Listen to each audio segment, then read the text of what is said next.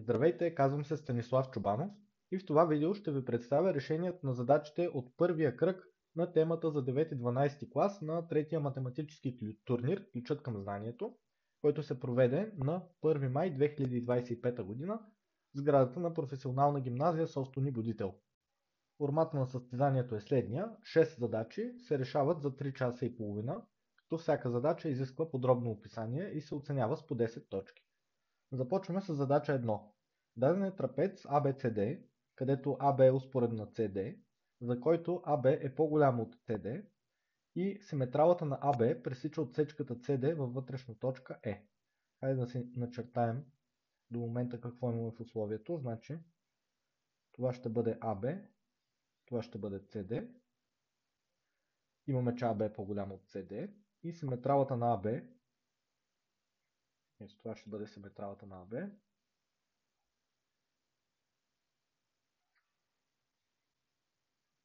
тя пресича CD във вътрешна точка E. Значи тук също имаме прав ъгъл, тъй като е трапец. Правите AD и BC се пресичат в точка F, значи продължаваме тези двете прави. Пресичаме тук в точка F. Диагоналите на трапеца ABCD се пресичат в точка K.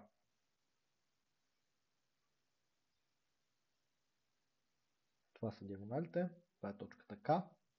Да се докаже, че правата CD е ъгъл половяща на ъгъл KEF.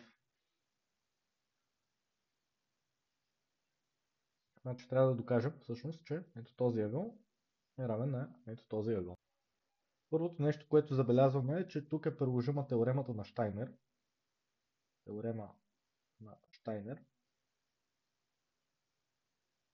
която гласи, че в един трапец, ако вземем пресечната точка AD и BC, да е F, и пресечната точка на диагоналите K, тогава правата FK ще минава през средите на горната и на долната основа на трапеца. Тоест, ако тази среда тук е M, а тук N е средата на CD, то тогава F, N, K и M лежат на една права по теоремата на Щайнер. Сега забелязваме, че ъгъл MEN е 90 градуса и трябва да докажем, т.е. че EN е вътрешната ъгълполовяща на ъгъл KEF и съответно, ако това е вярно, то тогава EM ще бъде външната ъгълполовяща на същия ъгъл, тъй като тук имаме 90 градуса. И това ни навежда на мисълта да търсим хармонично отношение, защото имаме следната теорема за хармоничното отношение. Ако точките F, N, K и M се окажат в хармонично отношение и имаме, че ъгъл MEN е прав, то от тази теорема следва, че всъщност имаме исканата ъгълполовяща. Така че задачата се свежда до доказване, че F, N, K и M са в хармонично отношение. Значи ще докажем,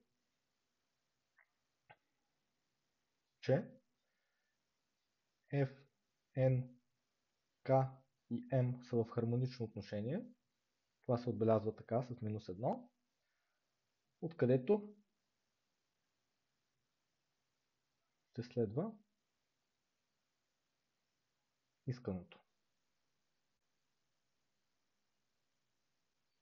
Така, хармоничното отношение на какво е еквивалентно? На следното равенство на отношение, значи Fm към Mk по Kn към Nf трябва да е равно на 1. Ако това е вярно, значи точките са в хармонично отношение и сме готови. Това ще го запишем във вида Mk към Kn, да доказваме, че е равно на, какво трябва да докажем, че е равно на Mf към Fn. Значи, ако докажем, че това е вярно, значи и предишното е вярно и значи точките са в хармонично отношение. За да си докажем това твърдение, ще използваме подобни триъгълници. В случая имаме, че триъгълник ABK е подобен на триъгълник CDK, тъй като от трапеца, естествено имаме, че този ъгъл, например, е равен на този и този ъгъл тук е равен на ето този. И понеже те са подобни и KM и KN са съответни медиани в подобните триъгълници, оттам ще изкараме на колко е равно отношението MK към KN. Значи записваме триъгълник ABK, подобен на триъгълник CDK и МК и КН са съответни медиани.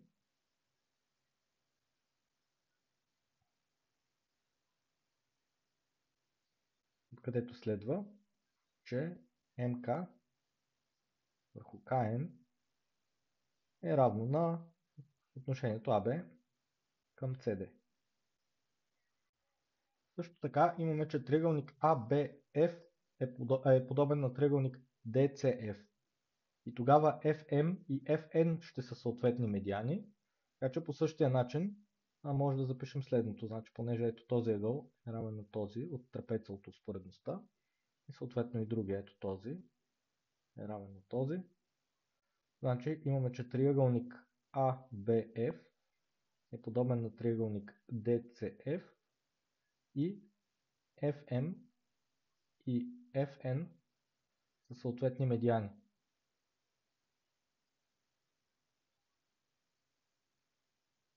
И от тук следва, че MF, всъщност MF към FN е равно на AB към CD. Значи и двете отношения, и МК към КН и МФ към FN са равни на едно и също отношение на AB към CD и значи те са равни, откъдето това равенство тук е изпълнено, откъдето следва, че това равенство тук е изпълнено, значи точките са в хармонично отношение и щом те са в хармонично отношение, по теорема следва, че EN е ъгополовяща на ъгъл FEK, с което задачата е решена. Продължаваме с задача 2. Нека n е естествено число и a1, a2 до an са две по две различни естествени числа. Да се докаже, че сумата на k от 1 до n на 3 върху най-малкото общо кратно на числата от a1 до ak е по-малко от 11, където с тези квадратни скобки, както казах, означаваме най-малкото общо кратно на числата. Преди да пристъпим към самото решение, първо ще докажем една лема. Лемата е, че ако нека n е естествено число, тогава тау от n е по-малко от 2 пъти корен от n, където тау от n е броят на различните естествени делители на n.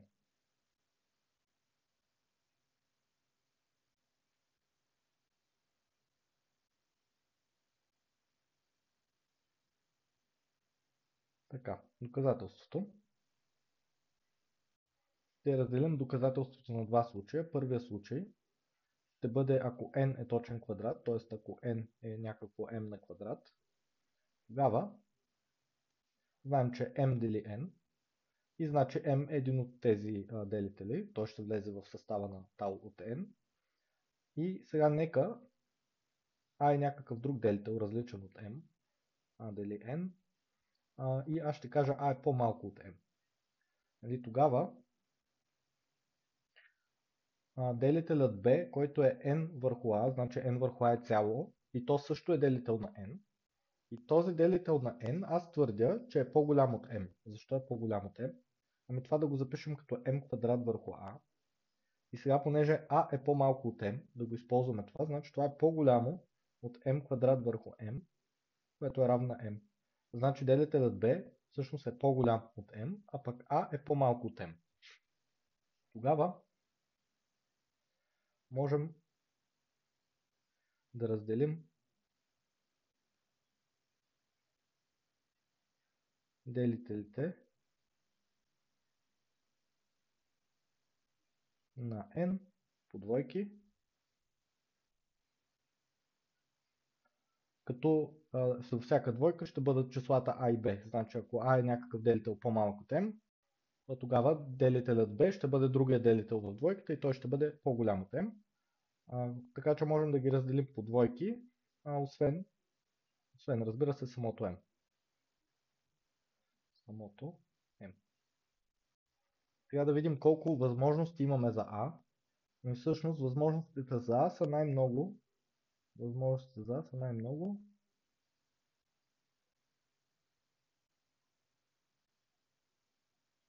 Най-много m-1, защото a може да бъде 1, 2, 3 и така нататък до m-1. Значи имаме максимален брой делители,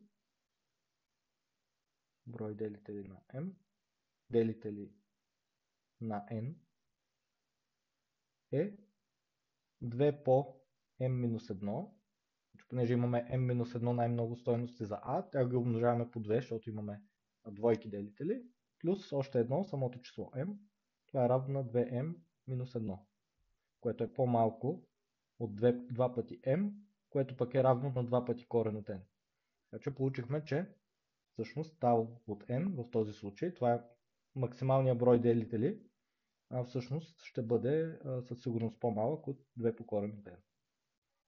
Сега да разгледаме и втория случай. Втория случай ще бъде, когато n не е точен квадрат на цяло число. И тогава ще пристъпим по същия начин. Нека a да дели n, където a е по-малко от корен квадратен от n. От тук следва, понеже a е цяло число, значи a е по-малко или равно всъщност на долна скобка от корен от n. Тогава съответният делител в двойката b, той е равен на n върху a, това е цяло число, той ще бъде по-голям от n върху корен от n, което е равно на корен от n. Тоест b е делител на n, който е по-голям от корен от n. И понеже b е цяло число, от тук следва, че b е поне горна скобка от корен от n. Тук само да уточня за скобките, долна скобка от корен от n, това е най-голямото цяло число, което не надвишава корен от n, а горна скобка от корен от n, това е най-малкото цяло число, което не е по-малко от корен от n. И сега продължаваме както в първия случай, значи може да разделим делителите на n по двойки и тук вече нямаме такова число m, т.е. разделението е само на тези двойки. И колко са възможности за? Възможности за са най-много. Най-много точно тази долна скобка от корен от n. И така получаваме, че тау от n със сигурност е по-малко или равно на 2 по долна скобка от корен от n. Което пък е строго по-малко от 2 пъти корен от n, тъй като n не е точен квадрат и така скобката от корен от n е по-малка строго от корен от n. И така получихме доказателство на лемата. И сега да се върнем обратно към задачата, трябваше да докажем, че сума k от 1 до n на 3 върху най-малкото общо кратно на a1 и така нататък до ak, трябваше да докажем, че е по-малко от 11. Сега ще разгледам следната сума. Сумата k от 1 до n на 1 върху най-малкото общо кратно на тези числа.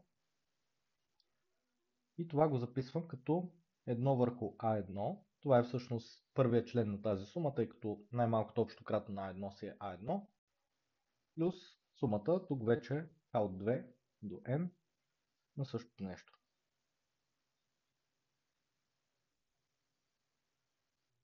И сега забележете, това ще видим защо е по-малко от 1 плюс сума k от 2 до n на 4 върху k на квадрат. Всъщност, за да докажем това нещо, първата част, че 1 върху a1 е по-малко или равно на 1, това е ясно, защото a1 е поне единица. Сега за втората част ще докажа, че всеки член от тук, на тази сума, е по-малък строго на 4 върху k на квадрат. И това всъщност е еквивалентно на това да докажем, че най-малкото общо кратно на числата от a1 до ak е по-голямо строго от k квадрат върху 4. Това защо е така? Ами да наречем това число m. Тогава m има поне k различни делители.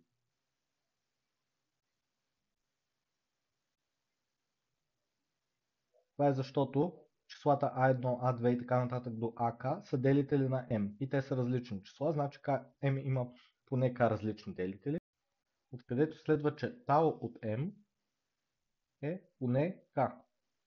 От друга страна, ние в лемата доказахме, че тау от m е по-малко от 2 пъти корен от m.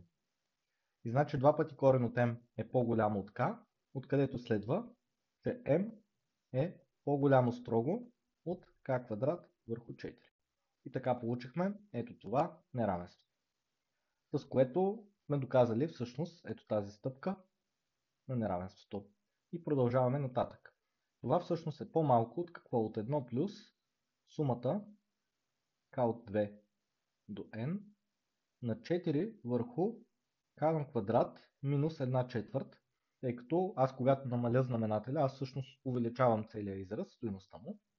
И сега това е равно на какво? На 1 плюс сумата k от 2 до n на 16 върху 2k минус 1, 2k плюс 1. Което всъщност може да се запише така: 1 плюс 8, последната сума, k от 2 до n, това ще бъде 1 върху 2k минус 1, минус 1 върху 2k плюс 1.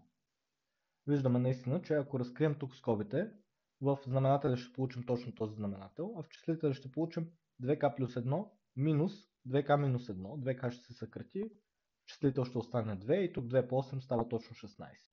Това, което получихме, всъщност една телескопична сума. Забелязвате, че това е 1 плюс 8 по, и сега ще напиша първите няколко члена на сумата. Това е 1 трета минус 1 пета, след това плюс 1 пета минус 1 седма, след това плюс 1 седма минус 1 девета и така нататък. Последният член всъщност в сумата ще бъде 1 върху 2n минус 1 минус 1 върху 2n плюс 1. И виждаме сега как ето тези се съкръщават всичките и накрая какво остава, че това е, всъщност аз направо ще го напиша по-малко, от 1 плюс 8 по 1 трета. Всъщност аз тази част, която остана минус 1 върху 2n плюс 1, я премахвам и като я премахна, всъщност ще увелича стойността на израза, така че това е по-малко от това нещо, което всъщност е 8 трети плюс 1, това е равно на 11 трети, откъдето чрез умножение по 3 достигаме и до исканото неравенство, което задачата е решена. Продължаваме с трета задача. Това е функционално уравнение от реалните числа в реалните числа, за което f от x плюс y плюс f от x плюс f от y е равно на 2 пъти f от x по f от y за произволни реални числа x и y. Това тъждество ще го значим с p от x, y, за да може лесно да си полагаме в него. И първото нещо, което полагам е p от y, x. От тук следва, че f от y плюс x плюс f от y плюс f от x е равно на 2 пъти f от y f от x. И сега забелязваме, че лявата страна тук и лявата страна тук са всъщност едни и същи, откъдето след съкръщаване на двойката получаваме, че f от x по f от y е равно на f от y по f от x. Като това ще го означаваме с q от x, y, за да може лесно да си полагаме в него. За кратко ще означаваме следните константи. F от 0 ще го означаваме с A, а пък F от 1 ще го означаваме с C. И сега да разгледаме първия случай, в който A е различно от 0. Тогава може да си направим следното полагане.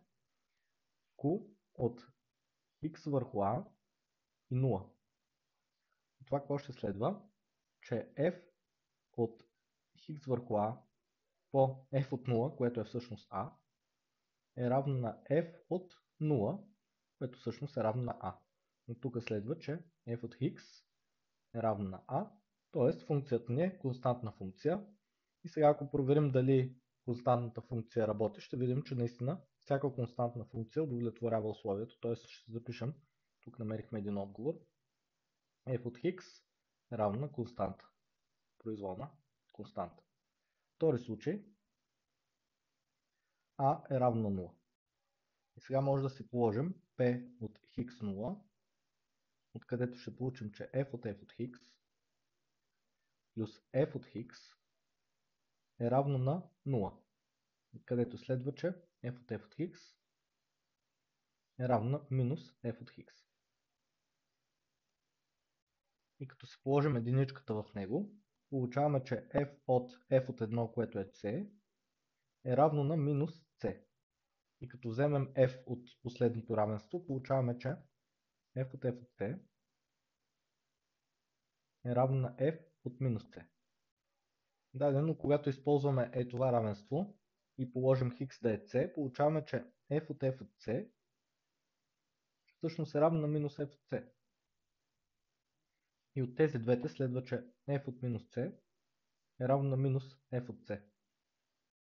Е дадено, забележете, че тук получихме, че f от c е равно на минус c.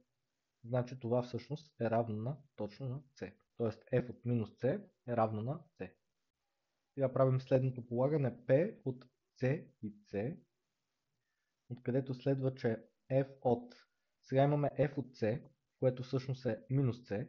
Значи пишем минус c. След това плюс c. И вижте как ще стане f от 0.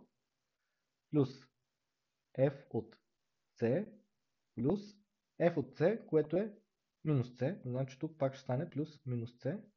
И отново ще стане 0. Това е равно на 2 пъти f от c по f от c, което е минус c. Значи тук пиша минус c. Откъдето следва, че f от минус c на квадрат е равно на, виждате, че тук се получава f от 0, което е 0 и тук f от 0, което е 0. Така че това се получава равно на 0. Продължаваме нататък. Сега си полагаме p от минус c и 1. И става f от минус c плюс 1 плюс f от минус c плюс f от 1, което всъщност е c, е равно на 2 пъти f от минус c умножено по f от 1, което е просто c. Сега ние знаем, че f от минус c е равно на c от ето тук. Значи f от c плюс 1 плюс f от 0, което е просто 0, това е равно на 2 пъти f от минус c на квадрат, което тук що видяхме ето тук, че това е равно на 0. И значи f от c плюс 1 е равно на 0. Следващото полагане е p от 1 и 1. И сега имаме, че f от c плюс 1, значи това е f от 1 плюс 1, т.е. c плюс 1, плюс отново f от c плюс 1 е равно на 2 пъти f от c. Откъдето следва, сега понеже знаем, че f от c плюс 1 е 0, това означава, че f от c е равно на 0. От друга страна обаче получихме ето тук, че минус f от c е равно на c. И значи f от c е равно на минус c, откъдето следва, че c е равно на 0. Т.е. f от 1 е равно на 0. Следващото полагане е q от хикс и 1, откъдето получаваме, че f от хикс по f от 1, което е c, е равно на f от 1 по f от хикс, т.е. f от f от хикс.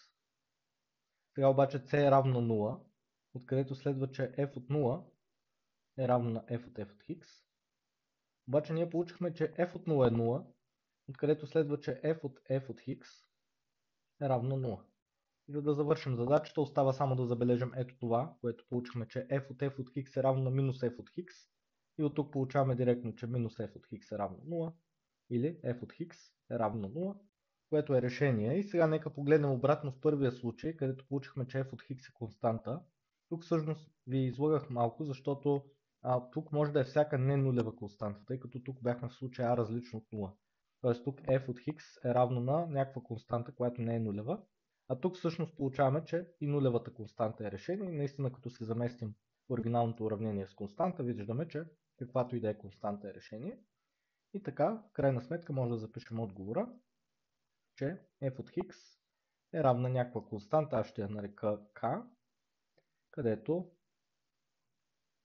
k е произволно реално число. Това са всички решения на функционалното уравнение и задачата е решена. Следва четвърта задача. Намерете всички естествени числа n по-голямо или равно на 2 със следното свойство. За всеки n цели числа a1, a2 до an, чиято сума не се дели на n, съществува индекс и между 1 и n, такъв, че нито едно от числата AI плюс AI плюс 1, AI плюс AI плюс 1 плюс AI плюс 2 и така нататък, докато не получим последното AI плюс AI плюс 1 и така нататък до AI плюс N минус 1, то нито едно от тези числа не се дели на n. Тук считаме, че I е равно на I минус n, когато I е по-голямо от n, т.е. индексите ги гледаме циклично по модул n. Отговорът на тази задача е всяко просто число n.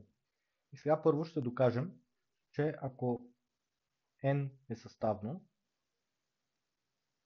то n няма това свойство. И примера, който ще дадем е със следните n числа: 0, k, k, k и така нататък. K, това са n числа, където k е равно на n върху p за произволен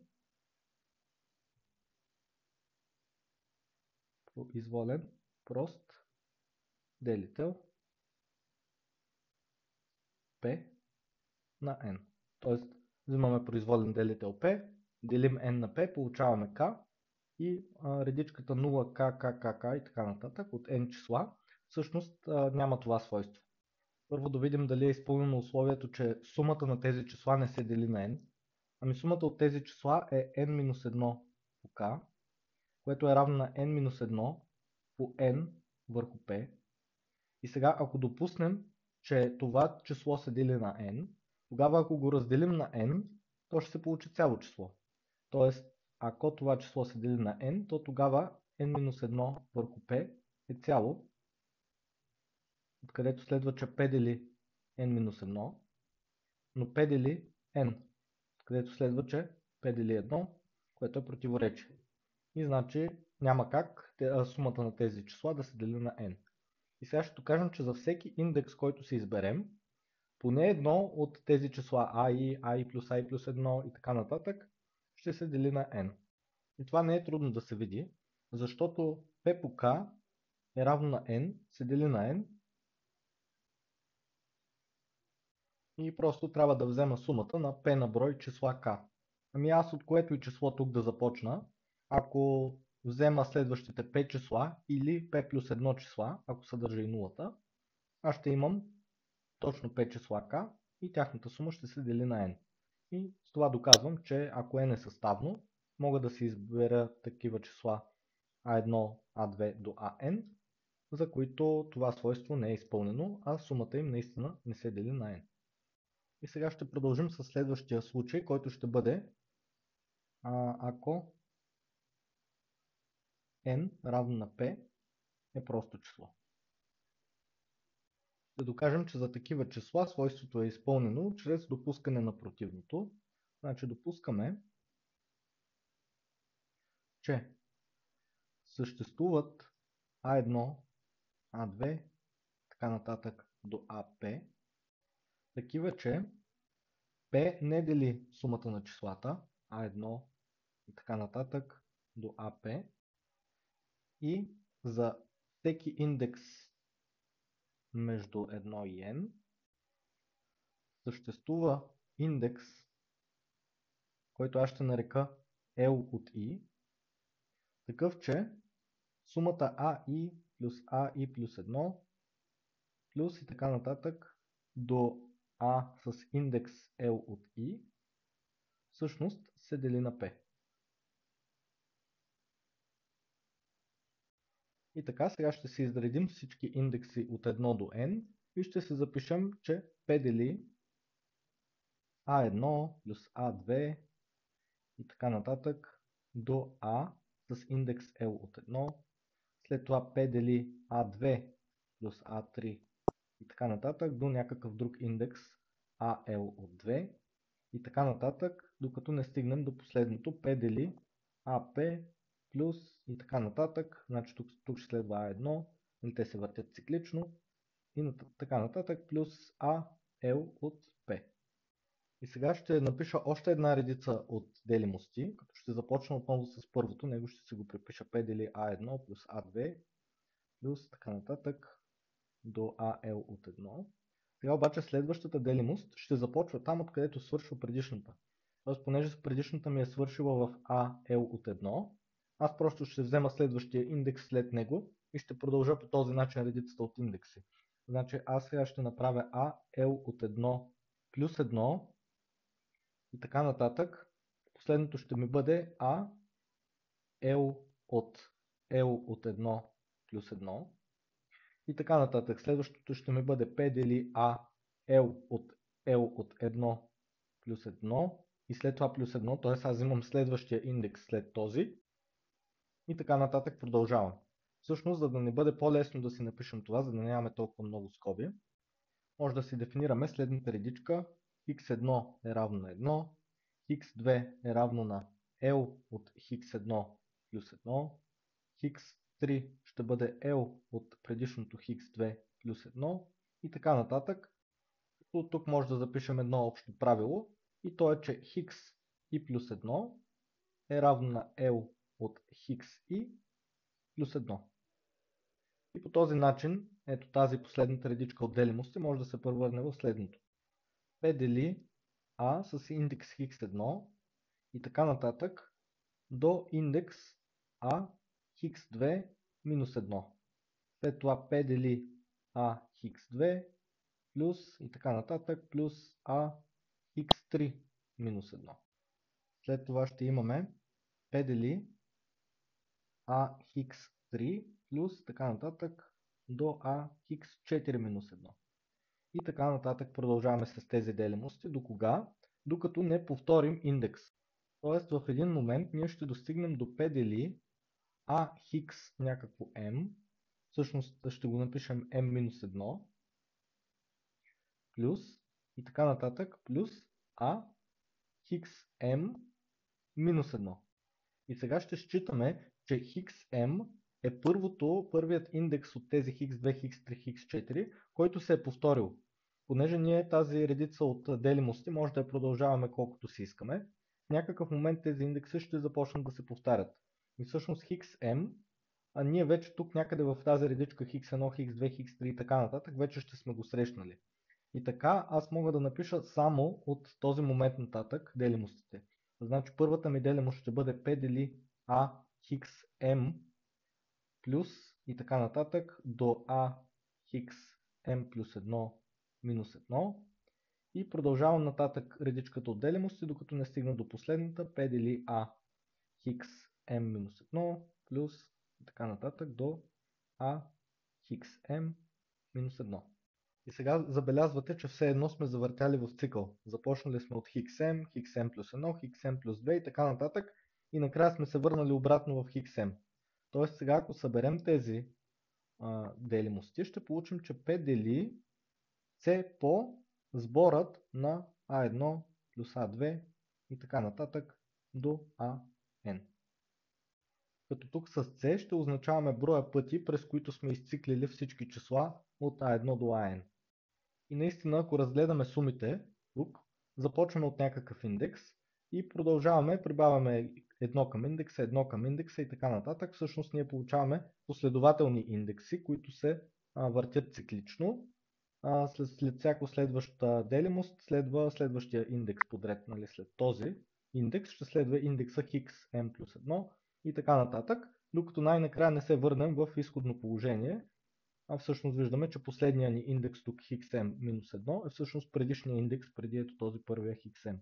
Така че ние всъщност сме направили някакъв брой цикли, през които сме събрали всички числа от A1 до AN по някакъв цял на брой пъти. Този брой пъти всъщност е това C.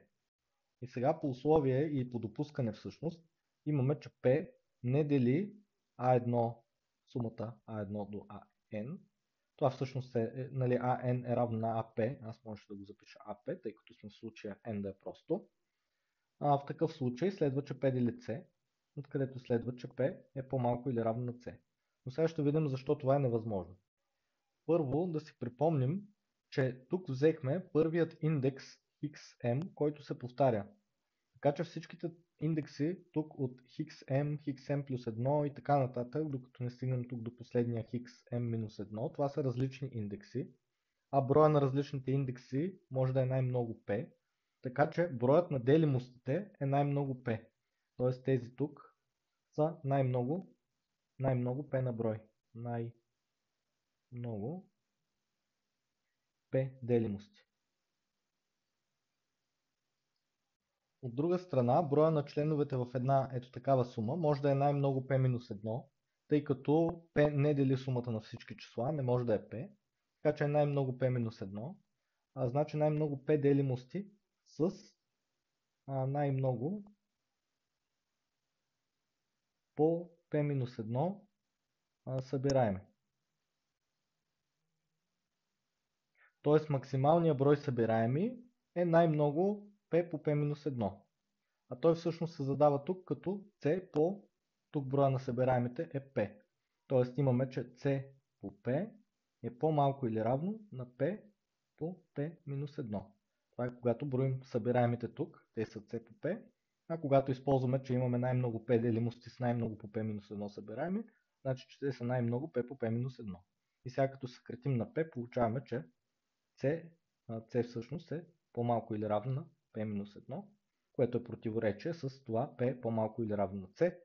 И по този начин допускането ни е погрешно и значи числата от вида n е равно на P просто имат даденото свойство. Преминаваме към пета задача. Лично на мен това ми е любимата задача в темата. Даден е остроъгълен триъгълник ABC с център на вписаната окръжност I. Ето тук ще го начертая. Тук ще бъде центъра на вписаната окръжност. Средата на височината CH в триъгълника означаваме с M.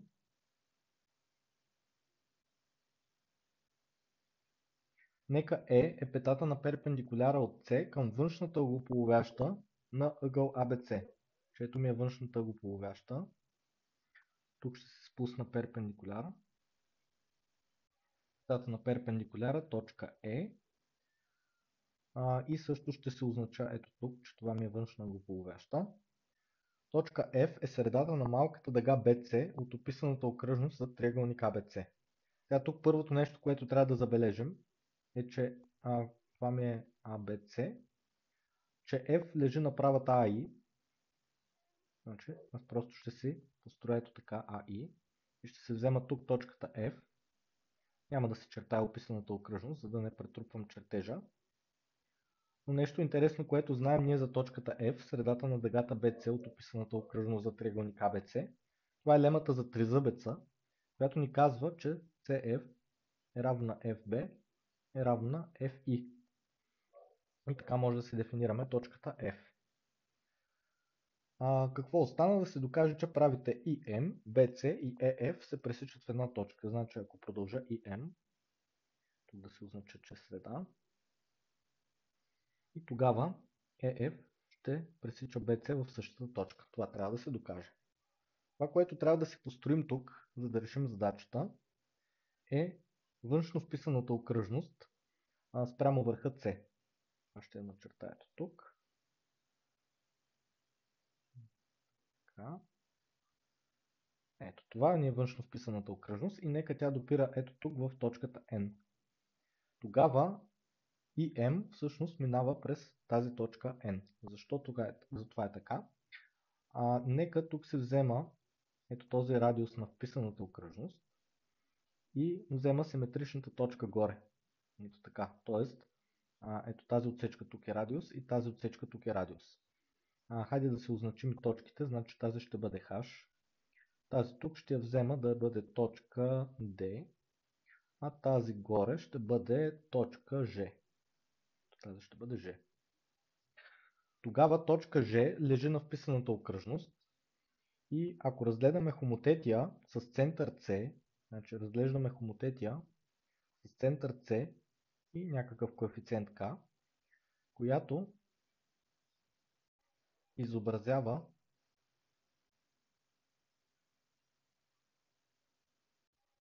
вписаната в външно вписаната окръжност,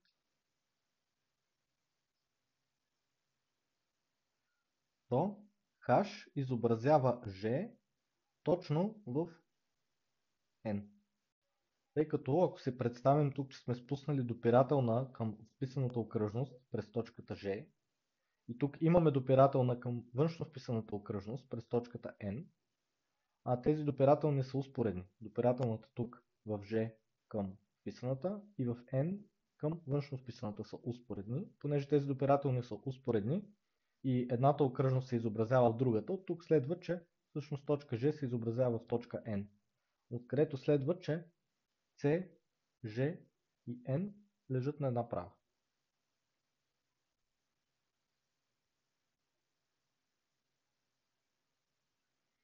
Така, и сега може да приложим теоремата на Щайнер. След като вече знаем, че C, G и N лежат на една права, имаме трапец, който е D, G, C, H. И от теоремата на Щайнер следва, че N и M лежат на една права.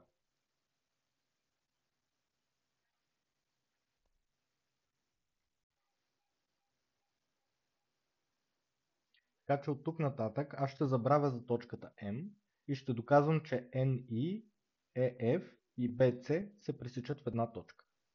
Следващата стъпка е да се взема центъра на тази външно вписана окръжност. Ще дойде ето тук. Това е точка IC. Ето тук имаме прав ъгъл. И сега знаем, че C, I и IC лежат на една права. И също ще се взема ето тук точка Q, която ще ми бъде средата на дъгата AB от описаната окръжност на триъгълник ABC. Така ще се запиша Q, среда на дъгата AB. Сега ще се свържа QB и QA. Имаме от лемата за тризъбеца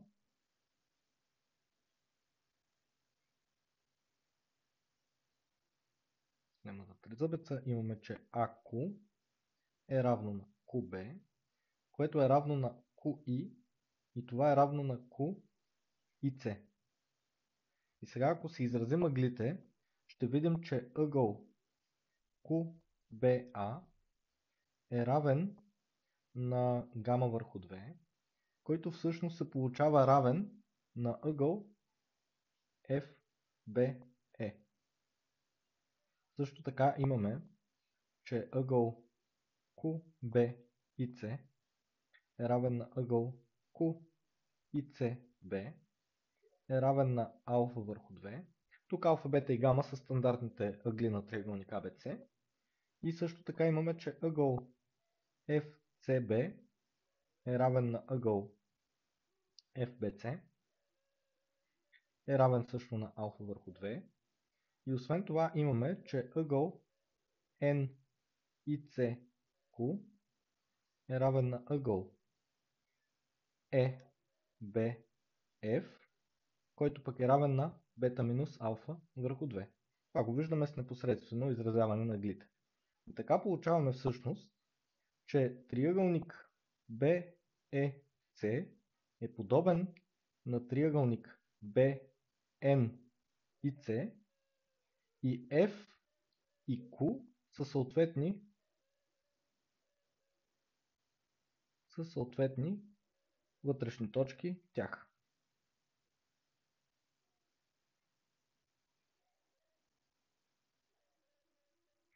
Тоест, може да кажем, че ето тази картинка, триъгълник BNIC, вътрешна точка Q, е подобна картинка на BEC с вътрешна точка F. И така, ако EF пресича BC в точката Хикс, съответната точка Хикс при подобието ще бъде, ако NQ пресече тук в точката Y. И така ще получим, че C Хикс към Хикс Б е равно на, и сега съответното ще бъде ICY към YB. Така сега ще доказваме, че ако IM пресича BC в точката Хикс', всъщност искаме да докажем, че хикс прим дели bc в същото отношение, в каквото го дели хикс. И понеже имаме това равенство за отношението, което хикс дели bc, всъщност това, което ще искаме да докажем е, че c хикс прим към хикс прим b, че е равно на icy към yb. И ако докажем това, задачата е решена.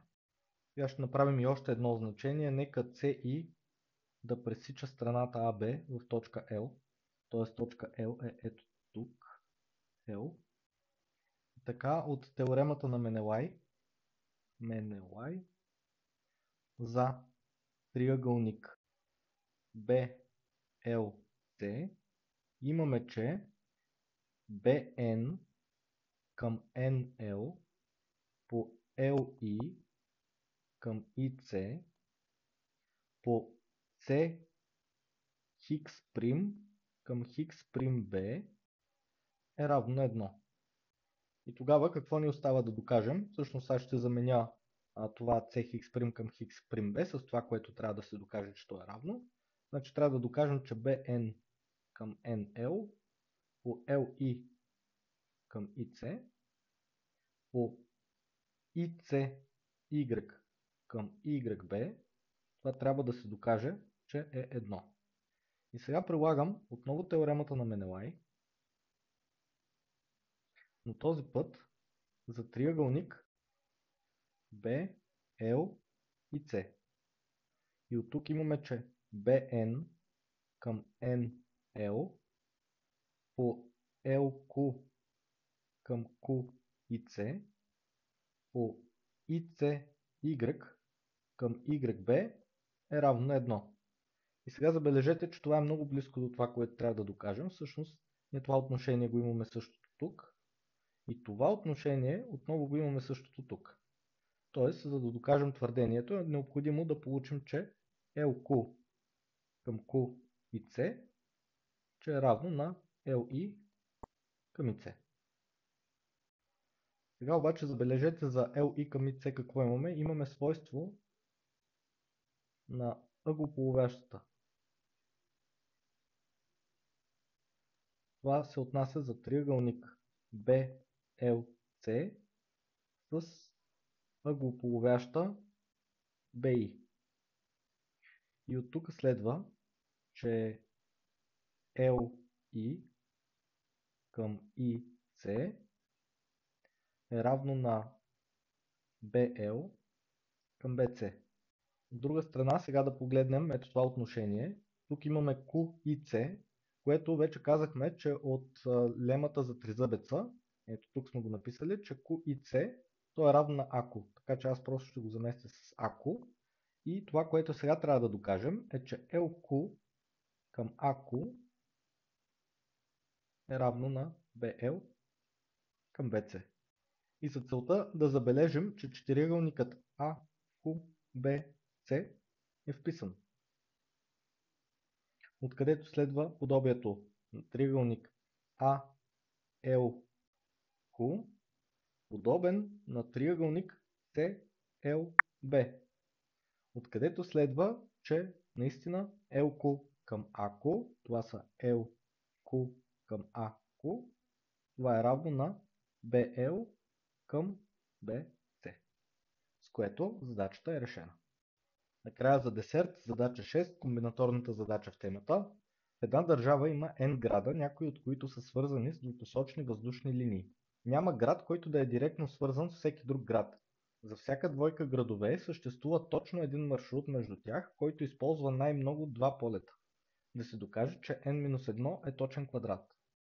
Разбира се, това е задача за графи, така че ние се дефинираме граф, в който върховете ще бъдат градовете и между тях ще има ребра, ако двата града са свързани с двупосочна въздушна линия. Знаем, че няма град, който да е свързан директно с всеки друг град, така че степента на всеки от върховете е по-малка или равна на n-2. И сега да започнем с един връх А, който ще ни е основния връх, и да разгледаме неговите съседи. Това ще бъдат малко А1, А2, А3 и така нататък. Да кажем, че върхът А има К съседа, т.е. това ще бъде АК. Първото ни твърдение 1, е, че АИ и АЖ не са свързани.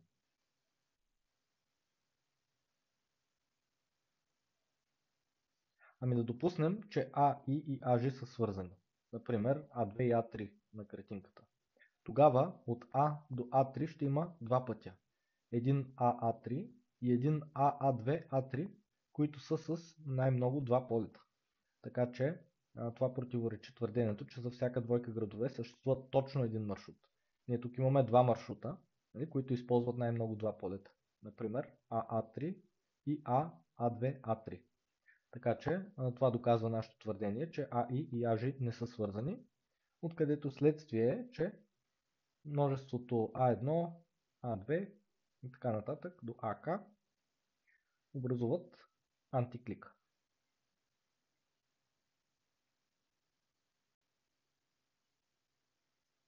Под антиклика се разбира това, че няма никакви ребра измежду тези върхове. И сега нека се разгледаме останалите върхове. Това ще бъдат върховете B1, B2 и така нататък. Да кажем, че имаме M на брой такива. Това ще бъде BM. Те няма да са свързани с А. И сега ще напиша едно твърдение и за тях. Твърдение 2. Всеки връх BI е свързан с точно един измежду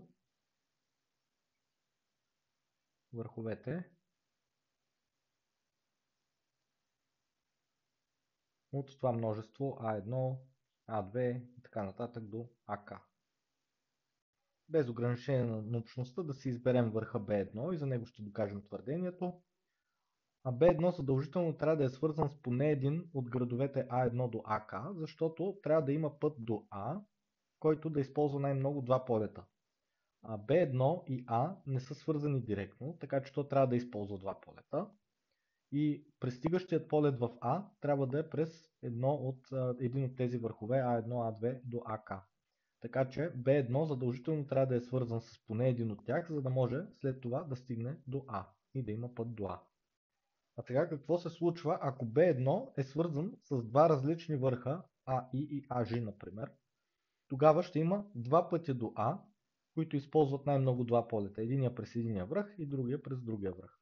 Така че това също е невъзможно и така всеки връх BI е свързан с точно един измежду тези върхове А1 до АК, което твърдение 2 е доказано. А сега ще докажем още едно твърдение, твърдение 3. Това е, че всички върхове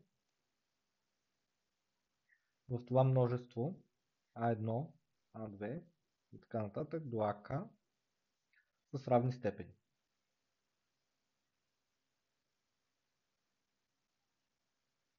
Сега нека се допуснем противното и да кажем имаме някакъв връх АИ и някакъв връх АЖ, които имат различни степени. Да кажем, че АИ има по-висока степен от АЖ.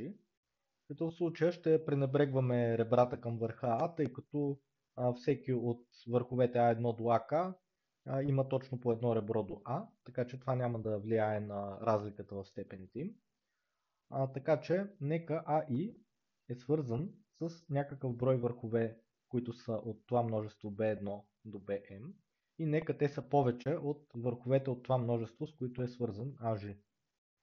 Така че да кажем, тези ще ги означа с C1, C2 и така нататък, да кажем до CS, а тези ще бъдат D1, D2 и така нататък до DL, където ще кажем, че S е по-голямо от L и ще видим, че това води до противоречие. Разбира се, трябва да отбележим, че всички върхове тук C са измежду тези бета и всички върхове D са отново измежду тези бета, като тук никое C не може да съвпада с никое D, тъй като в този случай някой връх от бетата ще бъде свързан с два върха от атата, което е невъзможно, имайки предвид твърдение 2. И така, сега да разгледаме върха D1 и да видим той как може да е свързан с върха AI.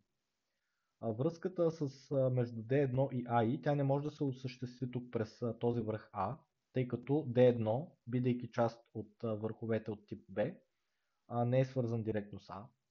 Също така не може да се осъществи директна връзка между D1 и AI, тъй като между тях няма ребро. Така че единствената възможност е D1 да е свързан с някой от върховете C1, C2 до CS и така да се получи връзка с върха AI. Но ако D1 е свързан с някой друг връх от тези C, ще се получат два различни пътя до AI. Пътя през първото C и пътя през второто C. Така че D1 е свързан с точно един от върховете C1 до CS. Така, това е важно, ще се го запишем. D1 е свързан с точно един връх от множеството C1 до CS. Но върха D1 в случая с нищо не е специален. Аз същото нещо може да кажа за върховете D2, D3 и така нататък до DL. И дори същото нещо можех да кажа за C1, C2 до CS, че те са свързани с точно един връх измежду D1 до DL. Тъй като аз мога да направя абсолютно същия аргумент, например за C1, как може да е свързан с AG. Нито може с директна връзка, нито може през върха A. Единствената възможност е през върховете D1 до DL. Но не може C1 да е свързан с два от върховете D1 до DL, тъй като така ще получим два пътя C1, някакво D и AG, което е невъзможно. Трябва да има точно един такъв маршрут. И значи C1 е свързан, например, с точно един от тези върхове между D1 до DL. И същото можем да кажем за кое да е от тетата. Ами в такъв случай получаваме сдвояване между множествата C1 до CS и D1 до DL. Или взаимно еднозначно съответствие. Ако D1, например, е свързано с някакво CK, то това CK е свързано съответно с D1 и с никое друго. И така получаваме перфектно сдвояване между двете множества, което означава, че те трябва да имат еднаква мощност. Тоест, тук следва, че S е равно на L, което е противоречие с допускането ни, че S е по-голямо от L. Т.е. нали, броя на числата в едното множество трябва да е равен на броя на числата в другото множество. И полученото противоречие доказва твърдение 3, че всички върхове в това множество A1, A2 до AK са с равни степени. И тази степен ще я наречем S. Така и сега ще ни трябва нова картинка. Това ще скролна малко. Тук ще сложа върха А. Той ще бъде свързан с съответно А1, А2 и така нататък до АК. И всеки от тях е свързан с S на брой елементи върхове от бетата. Ето тук ще са първите S. Тези са S на брой. А2 ще бъде свързан с още S на брой и така нататък. АК отново е свързан с S на брой от нашите бета. Тези множества от върхове ще ги означим с T1, T2 и така нататък до TK. Първото нещо, което трябва да забележим е, че тези множества T образуват антиклики, т.е. вътре в едно такова множество няма как да имаме ребра. И това се вижда, защото ако разгледаме пътищата, да кажем, от някои от тези върхове до A1, вече има един път А1 и ако го свържем с ребро до друг от върховете в Т1, ще получим друг път до А1 с два полета, което противоречи на условието. И сега ще напишем твърдение 4 и то е, че всеки връх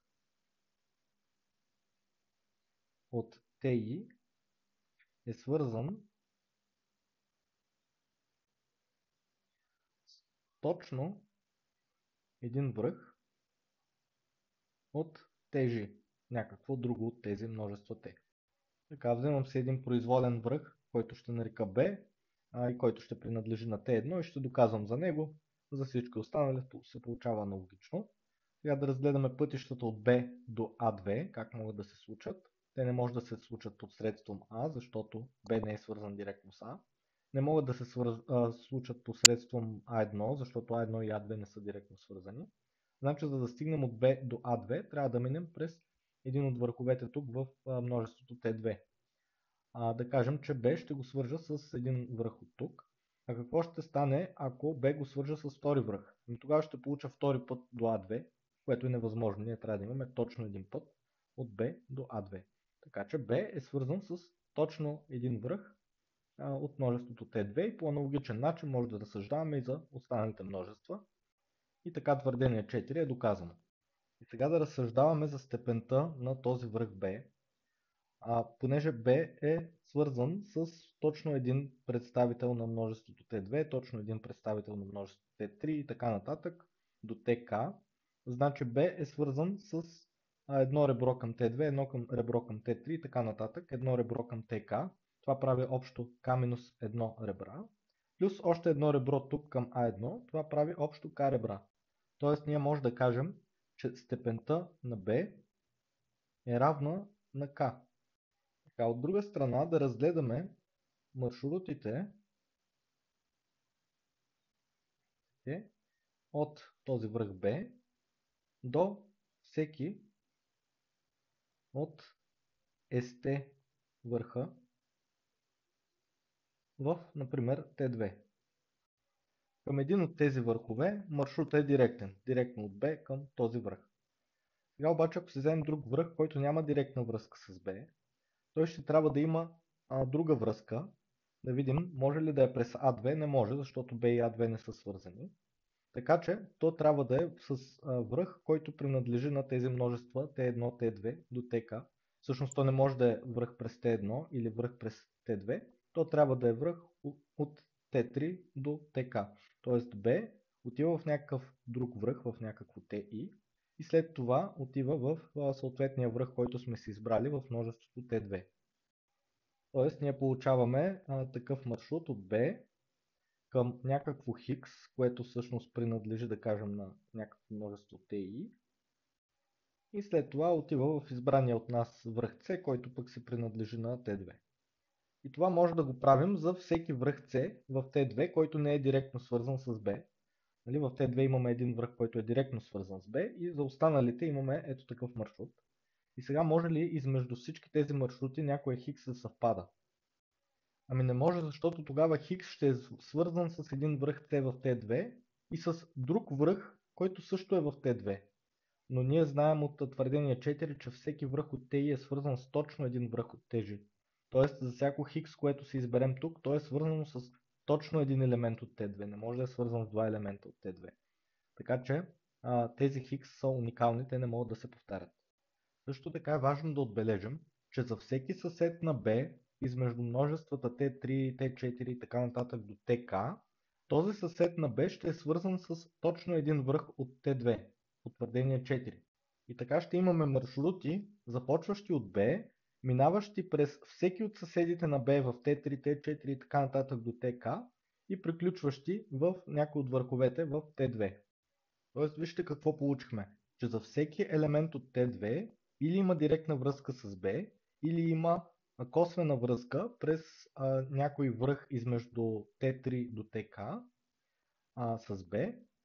И също така, обратно, за всеки съсед на B в множествата T3 и така нататък до TK, след това има път до връх от T2.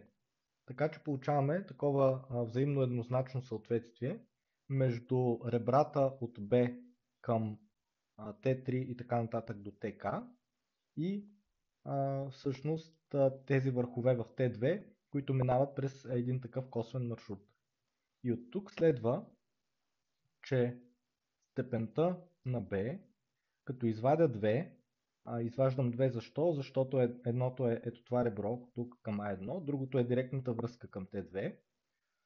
Това става равно на броят на ето тези маршрути, за които говорихме до сега. И тези маршрути завършват винаги в връх от T2, като изключим този, който е директно свързан с B. Тоест, това ще бъде равно на мощността на множеството T2, т.е. броя на елементите му, минус този един, който е директно свързан с B. И сега ние знаем, че степента на B е равна на K. От тук следва, че K минус 2 е равно на S минус 1 или K е равно на S плюс 1. Всъщност това ще ни е по-удобно да си го запишем, като S е равно на K-1. И сега тук мога да се запиша на схемата, че S е K-1. И остана да се преброя общия брой на върховете. Общият брой на върховете е 1, което е върха А, плюс K, които са върховете А1, А2 до АК, плюс имаме K на брой множества T, всяко съдържащо по K-1 върха. И това е равно на 1 плюс K квадрат минус K, което е равно на K квадрат плюс 1, което е равно на n, броя на върховете, и значи n-1 е равно на K квадрат, което е точен квадрат и с което задачата е решена. Това бяха решенията на задачите от първия кръг на турнира Ключът към знанието през 2025 година. Темата за 9-12 клас. Надявам се, че са ви харесали задачите, харесали са ви решенията, научили сте нещо ново. И ви подканвам, ако това, което правим, ви харесва и искате да правим още такива видеа, да се абонирате за нашия канал и да харесате това видео. Пожелавам ви приятно решаване на задачи, решавайте с и за удоволствие, както обичаме да казваме, и до нови срещи!